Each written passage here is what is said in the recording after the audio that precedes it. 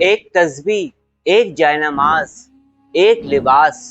اور ایک مخصوص وقت پر روحانی عمل میں اتنا زیادہ زور کیوں دیا جاتا ہے؟ آخر کیوں اس کی اتنی اہمیت ہے؟ کیا راز اس کے پیچھے پوشیدہ ہیں؟ کیا یہ صرف ظاہری ترتیب ہے یا اس کے پیچھے چھپا ہے ایک بہت بڑا راز؟ کوئی ایسا راز جو بہت کم لوگ جانتے ہیں۔ کیوں کچھ لوگ انہی سادہ باتوں پر عمل کر کے روحانیت کی بلندیوں کو چھو لیتے ہیں اور کچھ لوگ سب کچھ کرنے کے باوجود خالی ہاتھ رہ جاتے ہیں؟ حقیقت یہ ہے کہ روحانیت بے ترتیب لوگوں پر نہیں کھلتی۔ ایک نظم، ایک ترتیب، ایک خاموش علم۔ اگر آپ یہاں تک پہنچے ہیں تو اس کا مطلب ہے کہ ایک دروازہ آپ پہلے ہی کھٹکھٹا چکے ہیں، اور یہ وہ دروازہ ہے جو بسم اللہ سے کھلتا ہے۔ بسم اللہ کا عمل صرف ایک وظیفہ نہیں، صرف ایک روحانی عمل نہیں، بلکہ ایک آغاز ہے، ایک سفر ہے جہاں انسان خود کو پہچانتا ہے۔ جو لوگ بسم اللہ کے عمل میں اور اسپریچول ٹرانسفارمیشن کے اس سفر میں میرے ساتھ چل رہے ہیں، وہ یہ بات جانتے ہیں کہ کچھ اصولوں کو سمجھنا تو انتہائی ضروری ہے، کیونکہ کامیابی صرف الفاظوں میں نہیں بلکہ رازوں میں پوشیدہ ہے۔ کیوں صرف ایک ہی عمل لوگوں کے لیے دروازے کھول دیتا ہے اور کچھ لوگوں کو خاموشی کے سوا کچھ بھی نہیں ملتا؟ آج ہم کچھ رازوں پر سے پردہ اٹھائیں گے۔ یہ ویڈیو آپ کی بنیاد بنے گی اور یہاں سے شروع ہوگا آپ کا سفر۔ لیکن یاد رکھیں کہ یہ راستے صرف ان لوگوں کے لیے ہیں جو سچائی کے ساتھ ان راستوں پر چلنے کو تیار ہوتے ہیں۔ تو کیا آپ تیار ہیں؟ تو اس ویڈیو کو آخر تک ضرور دیکھیے گا، کیونکہ یہ وہ آغاز ہے جہاں سے راز کھلنا شروع ہوتے ہیں۔ اعوذ باللہ من الشیطان الرجیم، بسم اللہ الرحمن الرحیم، السلام علیکم ورحمۃ اللہ وبرکاتہ۔ ایک تسبیح، ایک جائنماز، ایک لباس اور ایک فکس وقت کو کیوں اتنی اہمیت دی جاتی ہے، اور کیا اس کے فائدے اس روحانی سفر میں آپ کو ملتے ہیں؟ کیوں ان تمام چیزوں پر اہل روحانیت نے، اہل ریاضت نے، اہل علم حضرات نے کیا وجہ ہے کہ اس کی اہمیت پر اتنا زیادہ زور دیا ہے؟ بسم اللہ کے عمل کی طرف جو لوگ بڑھ رہے ہیں اور حقیقی طور پر اسپریچول ٹرانسفارمیشن کے لیے وہ تیار ہیں، اور جو اس سفر میں میرے ساتھ چل رہے ہیں، میں یہ چاہتا ہوں کہ بسم اللہ کے روحانی عمل کو درجہ بدرجہ جب وہ کریں گے، اس سے پہلے بہت ساری باتوں کو سمجھ لینا ضروری ہے، کیونکہ آپ یہ بات جانتے ہیں کہ بہت سارے لوگ بہت سارے عمل کرتے ہیں مگر اکثر ناکام ہو جاتے ہیں، کہ کچھ چیزوں کی اہمیت، کچھ اہم راز ان پر آشکار نہیں ہو پاتے، اور اس روحانی سفر میں جو ان کی بنیادیں ہیں انہیں وہ مضبوط نہیں کر پاتے۔ ہم بسم اللہ کا عمل تو پڑھیں گے، مگر اس سے پہلے ہم ان بنیادوں کو مضبوط کریں گے جن کی وجہ سے کامیابی ملتی ہے، کہ جب وہ درست طریقے سے عمل کرتا ہے تو اس کے ریزلٹس اس کو اپنی زندگی میں نظر آتے ہیں، اور جب اس کی روحانی پرواز بلند ہوتی ہے اس پر اسرار و راز بھی منکشف ہوتے ہیں۔ پھر ایک وقت آتا ہے کہ وہ مشاہدات کی دنیا میں چلا جاتا ہے اور پھر وہاں سے بھی آگے پرواز کر جاتا ہے، کہ جب آپ کوئی ایک مخصوص لباس پہنتے ہیں تو خالی یہ آپ کے جسم کو ڈھانپتا نہیں ہے، بلکہ یہ آپ کی روحانی کیفیات کو تبدیل کرنے میں بھی بہت اہم ترین کردار ادا کرتا ہے۔ بہت ہی کم لوگ یہ بات جانتے ہیں کہ آپ کا جو لباس ہوتا ہے وہ آپ کی روحانی انرجی کو جذب کرتا ہے، اور آپ کا جو لباس ہوتا ہے، جو روحانیت آپ کو مل رہی ہوتی ہے وہ اس میں سمانے لگتی ہے۔ یہ جو آپ کا لباس ہے اس میں ایک خاص قسم کی خوشبو سما جاتی ہے، کہ ایک ایسی خوشبو کہ اگر انسان اسے محسوس کر پائے یا نہ کر پائے، اگر روحانی مخلوقات اور روحانیت اس خوشبو کو محسوس کر لیتی ہیں تو اس مہک اور اس خوشبو کی جانب وہ سفر کرتی ہیں، کہ لباس میں جو ایک خاص قسم کی روحانی مہک آتی ہے، خوشبو آتی ہے، اس کی جانب روحانیت کھنچنا شروع ہو جاتی ہے۔ جب ایک خاص لباس آپ کسی خاص روحانی عمل کے لیے نشست میں بار بار استعمال کرتے ہیں تو آپ کا مائنڈ، آپ کا جسم آپ کا سب کانشیس مائنڈ اور آپ کی روحانی انرجی کا اس کے ساتھ ایک گہرا تعلق قائم ہو جاتا ہے۔ اور کچھ لوگوں پر ایک وقت ایسا بھی آتا ہے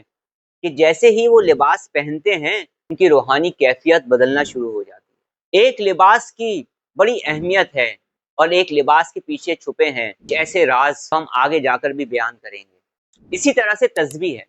تسبیح صرف کاؤنٹنگ کے لیے نہیں ہوتی بلکہ تسبیح کے پیچھے چھپے ہیں پوشیدہ راز۔ تسبیح آپ کی توجہ کو باندھنے کا ایک ذریعہ بھی ہے۔ جب آپ کوئی بھی خاص عمل کے لیے ایک مخصوص تسبیح رکھتے ہیں اور اس پر آپ اپنے روحانی عمل کو پڑھتے رہتے ہیں تو جب آپ پڑھتے ہیں تو آپ میں حرارت پیدا ہوتی ہے، روحانیت پیدا ہوتی ہے، روحانیت آپ کی جانب متوجہ ہوتی ہے، پھر وہ روحانیت جو آپ کو مل رہی ہے تسبیح کے دانوں میں جذب ہونا شروع ہو جاتی ہے۔ پھر وہ عام تسبیح نہیں رہتی، اس تسبیح میں روحانی انرجیز اپنا ورک کرنا شروع کرتی ہیں۔ پھر اس تسبیح کے اندر ایک خاص روحانی مہک قائم ہونا شروع ہو جاتی ہے جسے روحانیت محسوس کرتی ہے اور روحانیت اسے پہچانتی ہے۔ پھر ایک وقت آتا ہے کہ اسی تسبیح سے کنیکشن روحانی مخلوقات کا ہو جاتا ہے۔ تسبیح کی حفاظت کے لیے بہت زیادہ تاکید اہل روحانیت نے اور بزرگوں نے بیان کی ہے کہ تسبیح کو جب بھی آپ استعمال کریں تو پھر اس کی کیئر بھی کریں، اس کی حفاظت بھی کریں۔ کچھ بزرگوں نے تو یہ فرمایا ہے کہ جس تسبیح کو آپ اپنے لیے مخصوص کرتے ہیں اس تسبیح کو تو کھلا بھی نہ چھوڑیں بلکہ اس کو ڈھانک کر رکھیں۔ کہ اس کی مثال میں کچھ ایسے دوں گا کہ آپ اس کے لیے علیحدہ سے ایک کپڑے کی تھیلی بنا لیں جس میں آپ پڑھنے کے بعد محفوظ کر دیا کریں۔ کہ کچھ بزرگوں نے تو اس حد تک فرمایا ہے کہ کسی کا سایہ بھی اس تسبیح پہ نہ پڑے۔ کچھ اہل روحانیت نے تو یہ بھی فرمایا ہے کہ کسی اور کا ہاتھ بھی اس پر نہ لگے، یعنی وہ تسبیح کوئی اور استعمال نہ کرے۔ اور کچھ اہل ریاضت نے تو اس حد تک حکم دیا ہے اگر کوئی شخص بے وضو ہو، بے وضو حالت میں بھی اس تسبیح کو ہاتھ نہ لگائے جو آپ نے مخصوص کر لی ہے اپنے روحانی عمل کے لیے۔ کہ تسبیح کی اتنی زیادہ اہمیت ہے روحانی عمل میں کہ بعض لوگ چیزوں کی طرف توجہ نہیں دیتے، اہمیت نہیں دیتے، بہت ساری چیزوں سے محروم کر دیے جاتے ہیں۔ کہ اہل روحانیت نے جو روحانی عمل کے اصول بتائے ہیں کہ جب ہم ان پر سختی سے عمل کریں گے تو ہم فیضیاب ہوں گے اور جلد فیضیاب ہوں گے، کہ جلد ترقی کے راستے ہم پر کھلنا شروع ہو جائیں گے۔ تو اگر آپ کسی بھی عمل کی زکوٰۃ کو ادا کر رہے ہیں، کوئی روحانی چلہ کر رہے ہیں یا کوئی روحانی عمل کر رہے ہیں، اپنی تسبیح کی حفاظت کریں۔ اکثر بزرگوں کو آپ نے دیکھا ہوگا کہ وہ اپنی جائے نماز کی بڑی حفاظت کرتے ہیں اور ایک طویل عرصے سے ایک مخصوص جائے نماز کو وہ اپنے ساتھ رکھتے ہیں جو اسے سالوں سے استعمال کرتے ہوئے چلے آئے ہیں۔ کچھ بزرگوں کو آپ نے دیکھا ہوگا کہ جو ان کی پرانی جائے نماز ہوتی ہے اسی کے اوپر نئی جائے نماز بچھا کر وہ سی لیتے ہیں اور اسے اپنے پاس رکھتے ہیں۔ کہ روحانی سفر میں، روحانیت میں اور روحانی عمل میں جس طرح سے لباس کی اہمیت ہے، تسبیح کی اہمیت ہے، اسی طرح سے جائے نماز کی بھی اہمیت ہے۔ جب آپ کسی جائے نماز پر بیٹھ کر جب آپ کوئی روحانی عمل کرتے ہیں اور اس سے جو آپ کو روحانیت مل رہی ہوتی ہے، جو روحانی دنیا سے آپ کا کنیکشن ہو رہا ہوتا ہے، جو روحانی انرجیز آپ کو چاروں طرف سے گھیر رہی ہوتی ہیں، اس روحانیت کا آپ کی جائے نماز سے بھی بہت گہرا تعلق ہو جاتا ہے اور آپ کی جائے نماز میں بھی روحانیت منتقل ہونا شروع ہو جاتی ہے۔ اور ایک وقت ایسا بھی آتا ہے کہ جب آپ اس مخصوص جائے نماز پہ بیٹھ کر کوئی بھی روحانی عمل کرتے ہیں تو آپ کو روحانی عمل میں جلد کامیابی ملتی ہے۔ بیٹھتے ہی کہ جیسے سکون طاری ہونے لگتا ہے، ذہن فوکس ہونے لگتا ہے، روحانی انرجیز انسان کے اندر بڑھنا شروع ہو جاتی ہیں، روحانی صلاحیتیں اچانک سے بیدار ہونے لگتی ہیں اور ایک روحانی کیفیت بننے لگتی ہے۔ تو بہت سارے فائدے بزرگوں نے بیان کیے ہیں اور صاحب روحانیت حضرات نے بیان کیے ہیں جو ہم آگے جا کر مزید اور بھی بیان کریں گے۔ کہ جو یہ ہمارا روحانی سفر چل رہا ہے، کوئی بھی عمل پڑھنے سے پہلے ایک لباس، ایک تسبیح، ایک جائے نماز کا انتخاب آپ نے کرنا ہوگا اور سب سے اہم ترین چیز ایک وقت یعنی فکس ٹائم۔ آپ نے اکثر دیکھا ہوگا کوئی روحانی عمل کریں، کوئی روحانی چلہ کریں، کوئی خاص روحانی ریاضت کریں تو بزرگوں نے ایک خاص وقت کو بڑی اہمیت دی ہے۔ اور کئی دفعہ آپ نے دیکھا ہوگا کہ جو ان اوقات کی، ان وقتوں کی اہمیت کو سمجھتے ہیں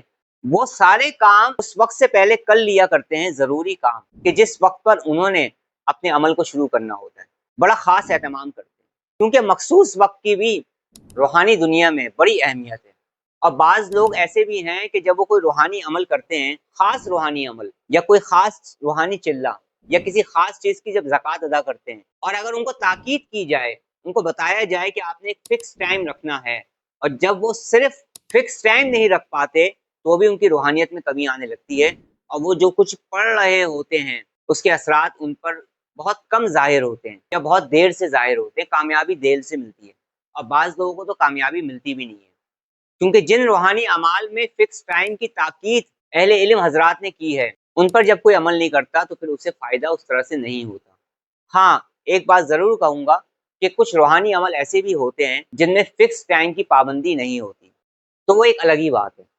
और जब हम अपना फिक्स टाइम बना लेते हैं और कोई भी रूहानी अमल एक ही वक्त में बार बार दोहराया जाता है, तस्बीह एक होती है, लिबास एक होता है, जानमाज एक होती है, और एक फिक्स टाइम होता है, तो उस फिक्स टाइम से, उस एक वक्त से रूहानियत मुंसलिक होना शुरू होती है, और आप जो कुछ भी पढ़ रहे होते हैं उसकी रूहानियत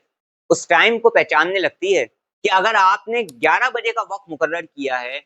रात के 1 बजे का वक्त मुकर्रर किया है, या कोई भी वक्त मुकर्रर किया है अपनी मर्जी से,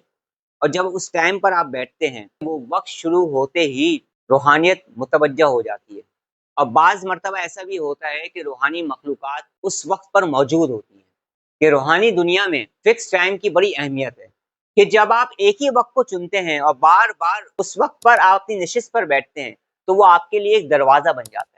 कि जैसे जैसे आप रूहानी अमल में तरक्की हासिल करते जाते हैं, यकसू होते जाते हैं, आपकी रूहानी कैफियत बदलने लगती है, रूहानी तादाद आपकी बढ़ने लगती है, रूहानी काबिलियत में आपके इजाफा होता चला जाता है, तो फिर रूहानी दुनिया के दरवाजे भी इंसान पर खुलना शुरू होते हैं आहिस्ता आहिस्ता।